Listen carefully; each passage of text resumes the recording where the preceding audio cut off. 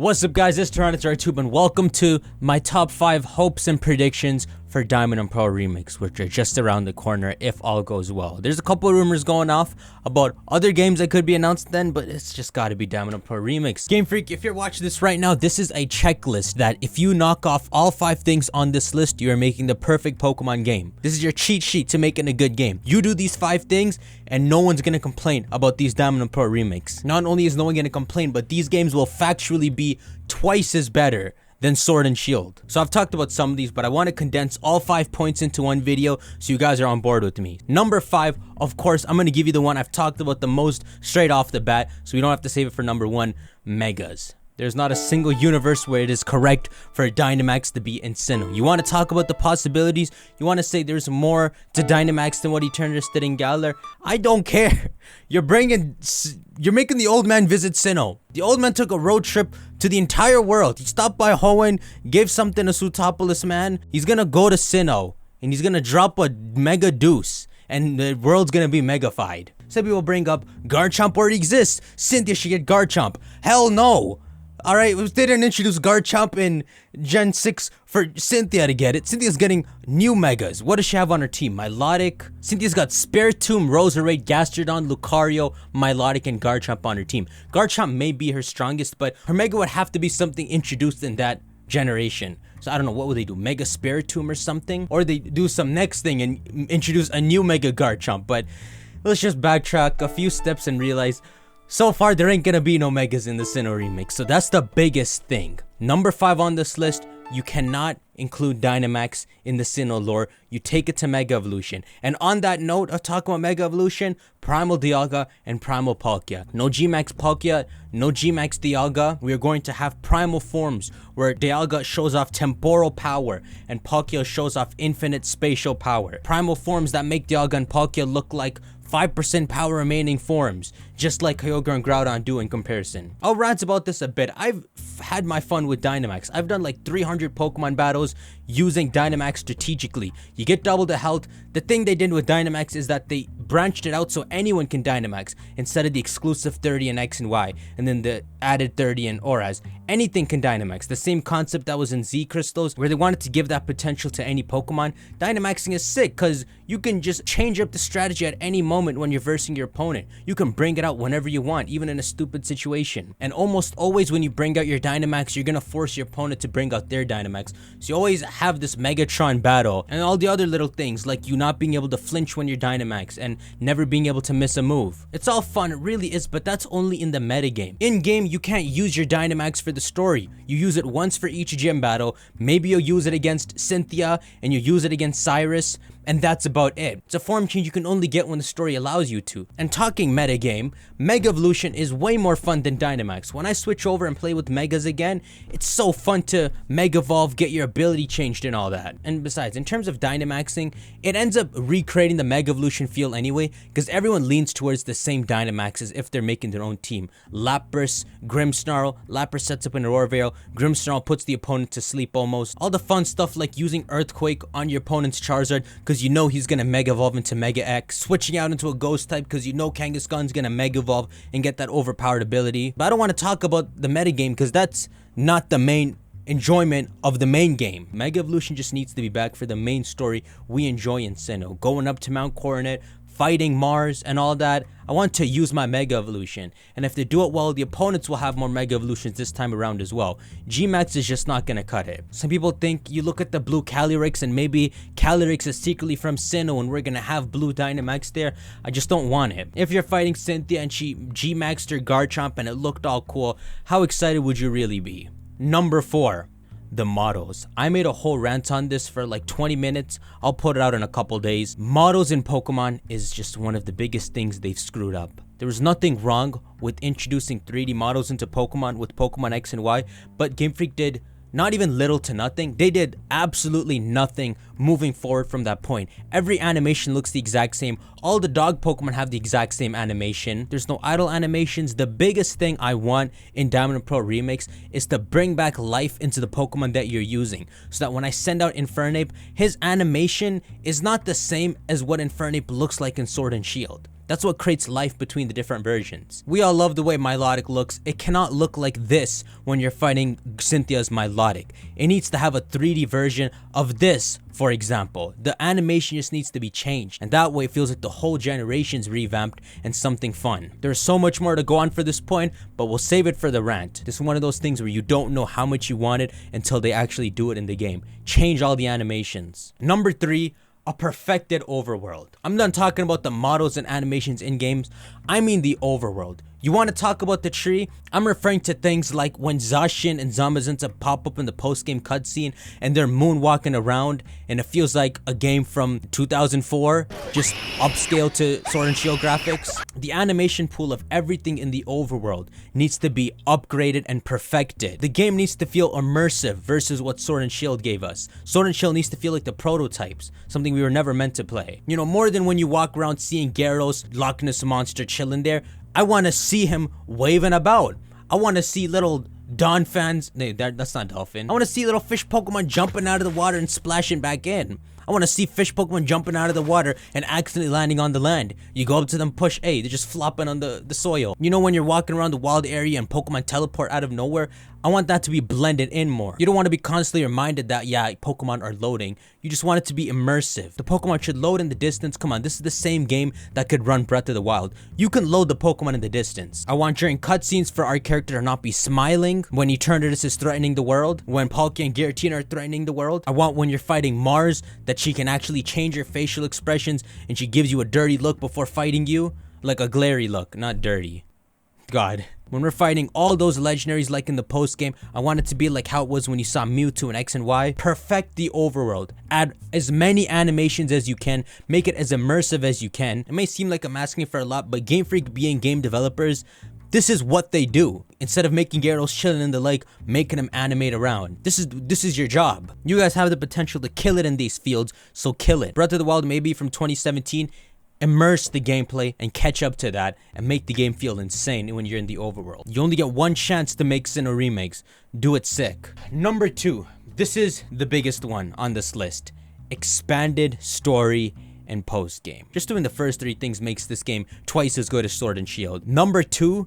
This is a whole new thing. Expanded story and post game. In other words, the little things that actually complete all the gaps and just make it feel like a fun journey every step of the way. In Sinnoh, I actually enjoyed that you needed to soft complete the decks, just see all the Pokemon to move forward and get to that final island. If you didn't enjoy that, you're a wuss and you wanted the game handed to you. A whole island after you did just a bit of work was rewarding. And besides, you literally see 95% of the Pokemon by the time you beat the champion. Just talk to the granny, see Dialga, and boom, Sinnoh post game. Lets you go to the last island and hang out. From the moment you become champion, add a story that ties into that island. Because as far as I can remember, that island in the post game was just open for exploration. There wasn't any story that was tying it all together. Check out all the potential you have in the Sinnoh post game. Your rival's father is a battle frontier brain. I don't know about you, but as a kid, I looked at frontier brains above the champion, or at least near champion level. Add him into this post-game story that involves the last island. Have Team Galactic's final stand. Have it so Cyrus summoning Dialga and Palkia in the main story upset the continuum and woke up Giratina and he's flying in the post-game. Add a story with an original character like Xenia. Have it tie into the post-game island alongside this legendary. It'll be the Delts episode, but with Giratina threatening the post-game, where even Galactic is in shock and regrets what they did and you save their butts. Or better yet, involve the opposite cover legendary into the post-game. Think of all kinds of scenarios. Here's one. In Pokemon Pro remakes, Dialga's the one who's woken up and is going ham in the post-game island. And you get a hint to go to Turnback Cave, and just like in Pokemon Emerald, where you go up Sky Pillar, you talk to that Rayquaza and he just flies off, Giratina flies off from the Turnback Cave and into the post-game island. You go to the post-game island, Dialga's there fighting Giratina, and at the end of the cutscene, Giratina opens up a portal and sends everyone present there just into the distortion world. They all go flying in, and it's just kind of awkward. There's a portal in the middle of town, and the townspeople are all watching like, what the freak is this? Just like in Zootopolis when Kyogre and Groudon were bathing in their water. You know the fashion of the portal. You save your game, you go in the portal, and boom, distortion world time. Maybe Cynthia's there, maybe Cyrus is there, who knows? Just platinum vibes though, post-game vibes, and most importantly, Delta episode vibes. It's very important. bring back Delta episode vibes. That was a post game done well. Maybe even include Barry's father. He's caught up in this as well. Barry deserves to have more screen time, and he has a whole father.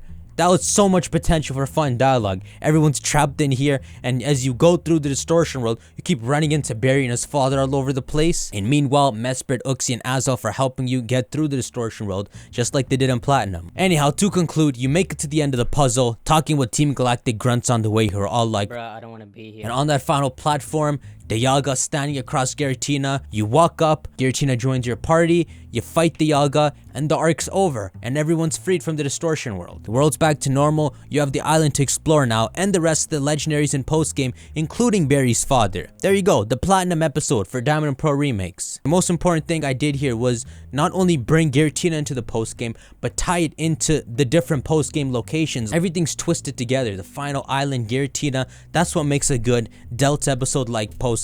That's the Platinum episode. There's one thing Oraz did was create probably the best post-game in any Pokemon game. Xenia didn't exist in Emerald. Deoxys was an unattainable event legendary. Rayquaza was just standing there atop Sky Pillar. All of that was twisted together into a beautiful story. That's what you gotta do for Platinum. Anyhow, that's number 2. Before I move on to number 1, a word from our sponsors. Yes! Bro, we made it. Y'all didn't think we could get here, did you?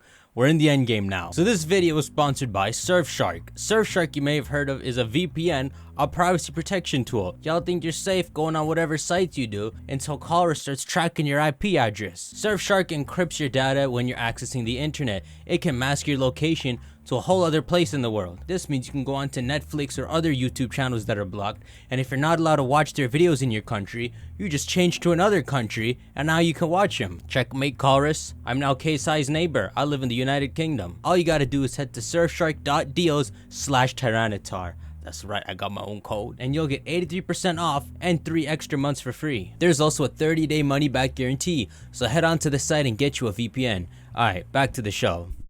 Number 1. I'll keep this simple. It's not the thing I want most, it's controversial, but it deserves to be the number 1 thing on this list, and it's DLCs. I don't like the idea of DLCs. On the Switch, Pokemon games are already 30% more expensive, but as a DLC, to add another 30% of the cost for additional content isn't in good taste. But unfortunately, for Game Freak's lazy ass team, it's important. Because we have to pay for it, they have to make it good. And that's the dilemma that makes me want them to keep doing the Forsaken DLC. If Game Freak produces a DLC for the Shaman event, expanding it, for the Darkrai event, expanding it, might I remind you the potential Darkrai has, especially with how he was hanging with Dialga and Palkia in the movie, and even has a distribution where he has the signature moves Roar of Time and Spatial Rent in his moveset. He'll literally have those moves in your Diamond and Pearl games, and even if you don't count the movies, the concept is still there. Darkrai has potential to be huge. Expand it right and you could have a whole city be in a dark dilemma